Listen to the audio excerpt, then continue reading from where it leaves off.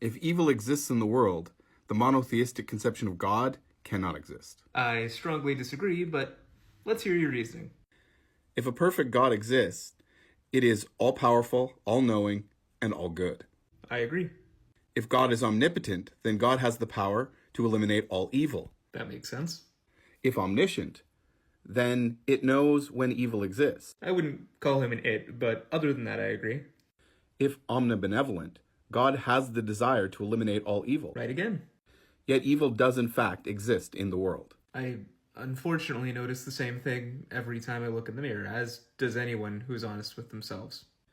If God and evil coexist, then either God doesn't have the power to eliminate all evil, God doesn't know that the evil is existing, or God doesn't have the desire to eliminate all evil. Finally, we disagree. I'm going to try to give a fleshed out, logical response to your question, because it is a very good question. But before I do that, I'd like to show you Reed Choi's answer to this question from the perspective of God, because I think it summarizes things beautifully. If I answered your prayer and got rid of all this evil, have you ever stopped to think that I might just start with you? I let evil persist because I love you. Because I believe in you. I trust that one day you'll stop sinning and that you'll do what is right. I'll link that full video in the comments because it is a work of art, but please stick around for this first. I think your argument, respectfully, fails at 4 points. The first one, and this isn't so much a failure as an observation, I suppose, is, as was pointed out in that video, if God destroyed all the evil in the world, that would include all of the people in the world. So, personally, I vote against that option. Second, your argument doesn't leave room for a temporary evil, leading to a long-term good. One example of this is if a dog were to go to the vet, right? The dog, due to its limited perspective, may believe that event is evil. And in some definitions of the term evil, if you're just saying evil is unpleasantness or something to that effect, perhaps going to the vet is evil for a dog because the dog doesn't like it. Having said that, the owner of the dog, knowing what's good for the dog and loving the dog and providing for the dog, would allow the dog to go through that event anyway, because the long-term ramifications of that temporary evil produce more good than the initial evil cost of that event.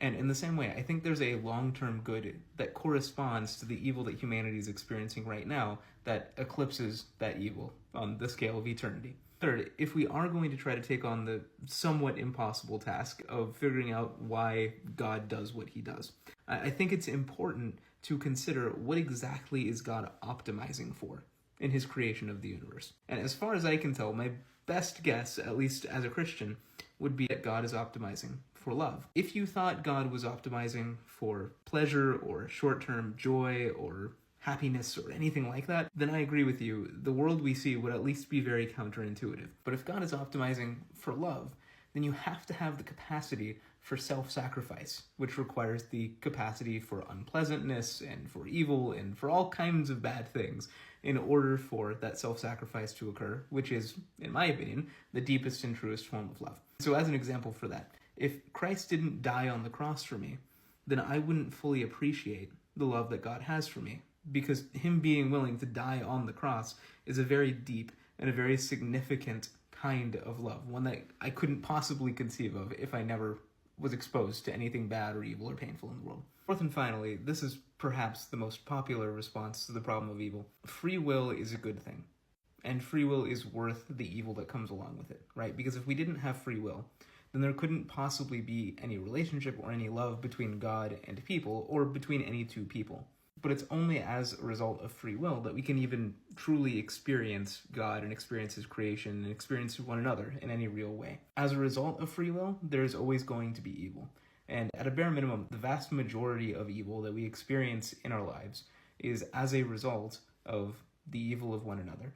And some theologians, many theologians, argue that it is the entering of sin into the world that causes natural disasters and all sorts of bad things. That essentially creation itself has fallen into sin as a result of man, the stewards of creation, falling into sin. At a bare minimum, the evil that comes from mankind can be explained by mankind's having free will. And the remaining evil can be explained by the other arguments I made in this video.